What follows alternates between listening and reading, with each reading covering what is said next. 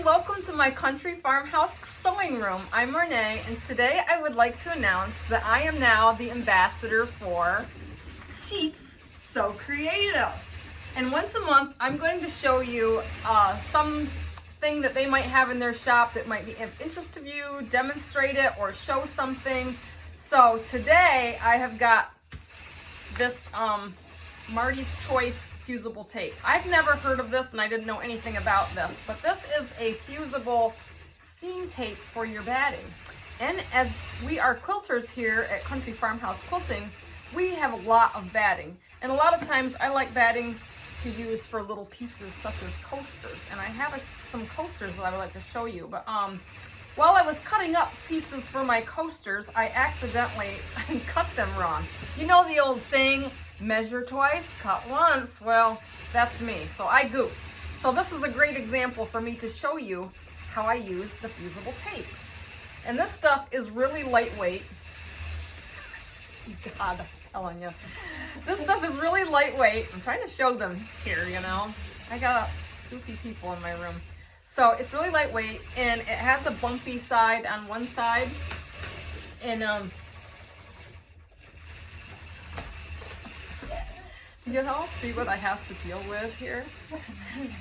It has a bumpy side, so that is the side you want down on your fabric. And then you put a press cloth on this, and you use a hot iron at medium setting with a little steam, and it glues it right to the seam, and it's all put together. So you can put this in your projects, you know, and quilt it, and it will hold nicely. So I'm going to demonstrate to you how I've got this fusible tape. Oh, and this pamphlet that comes with it, she has got all kinds of little tips and tricks and things in here, and how to use it. And you can even use this on seam binding, or I'm not sure, but it's quiltable.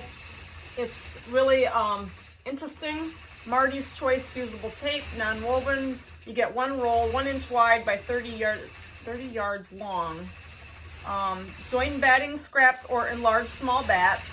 Stabilize seams and bias edges. Perfect for hand quilters, soft enough to needle easily. Perfect for machine quilters, won't gum up your needle. So it's great stuff. I've not ever heard of it. Maybe some of you have. I don't know, but today I'm going to show those of you that don't know what it is. Or if you're a new quilter, this might become in handy. So I'm going to move you down here to my mess on the table. I've got my little press board all set up here with my mini Aliso iron. I love Aliso irons. I'm not a spokesman for them, but they are great. Let me make sure I'm straight. So, and I've got a piece cut. This is 4.5 inches, and I've got a 4.5 square here that I accidentally cut the wrong way. So I'm just going to butt the edges up together. I'm going to put the bumpy side down and get it straight. And then I've got a little piece of pressing cloth here, and I'm just going to set that on top. Turn my iron up. Maybe it was already up. Nope. Turn it up. Okay, this heats up in like seconds, so I'm just going to give it a few seconds. And I did put some water in it too, so I could use a little steam.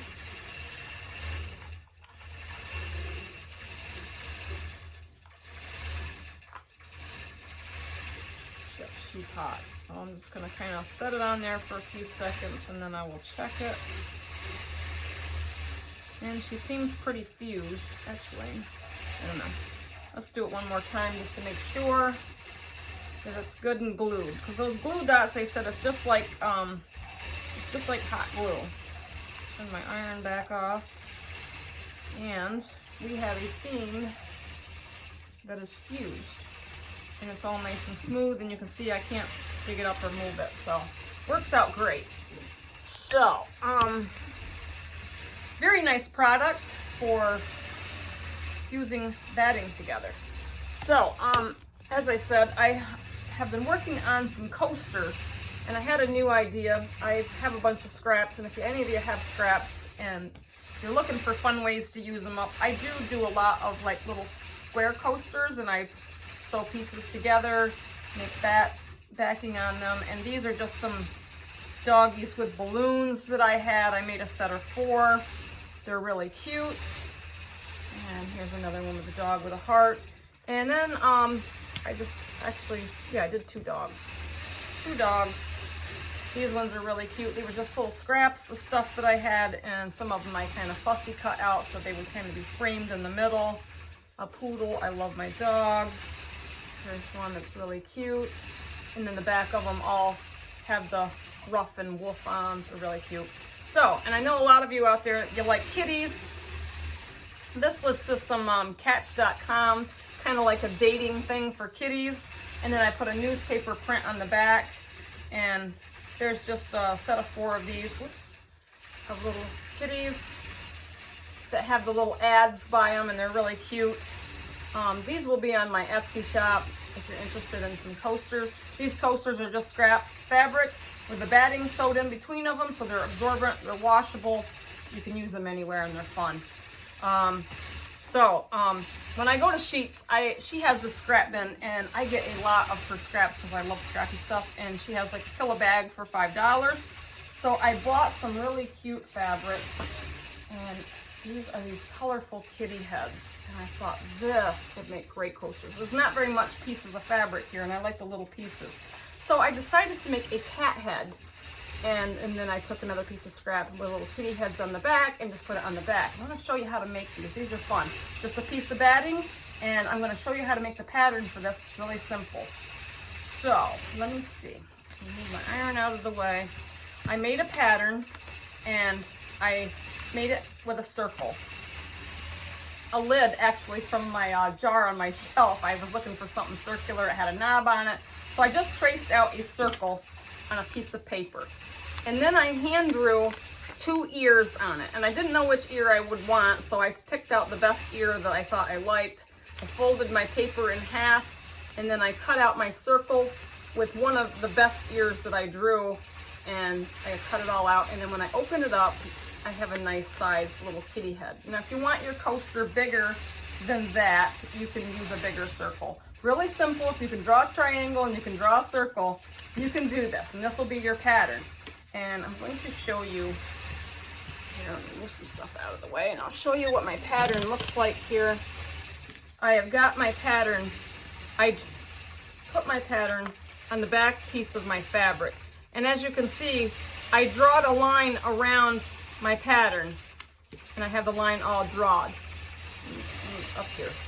So when I went to cut this out, I cut it out 1/4 inch around my drawn line, so that gives me a seam allowance. And then you can stitch right on that black line, and you have a nice little same size as your paper. So when you stitch around this black line, you want to leave a little hole somewhere. I left mine on the bottom curve here of my kitty. And you can take some pinking shears and kind of just clip, or you can make some small clips, not cutting your seams, so that your curves will lay out nicely. And of course, your ears, and you want to use a little poker tool of some sort to kind of poke your ears out. But when I sew this together, I've got the pretty sides to pretty. And then of course, I would cut a cat shape backing and lay my batting on top, and then I would just sew. I make my batting the same size as this, so it'll fit perfectly. Or you can make it a little bit smaller than that line, so you can see your line when you sew it around. Pretty simple. It might take some practice to learn how to do them. This was the first one I did. I haven't finished the set yet, but things do take a little practice. And my niece, who was here a couple of weeks ago, she gave me the best line, and I think it's a great line to share with all of you. She told me, practice makes progress. You know, you've heard the old saying, practice makes perfect. Well, hell, who's perfect? So practice makes progress, and if you keep going and you keep doing it, you will progress, and you will get it. So since I go to Sheetz So Creative all the time, I pick up these fabulous fabrics, and some of the other scraps that I've picked up with kitties on them are really fun. These are different colors. I have some in gray. I just picked this one up the other day. can get it unfolded here.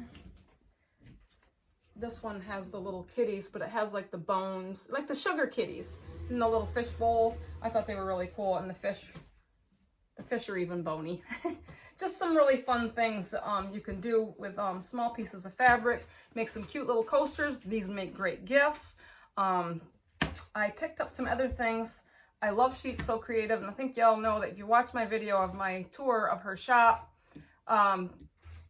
I'm pretty obsessed with her inventory. So I was there the other day and I got some patterns.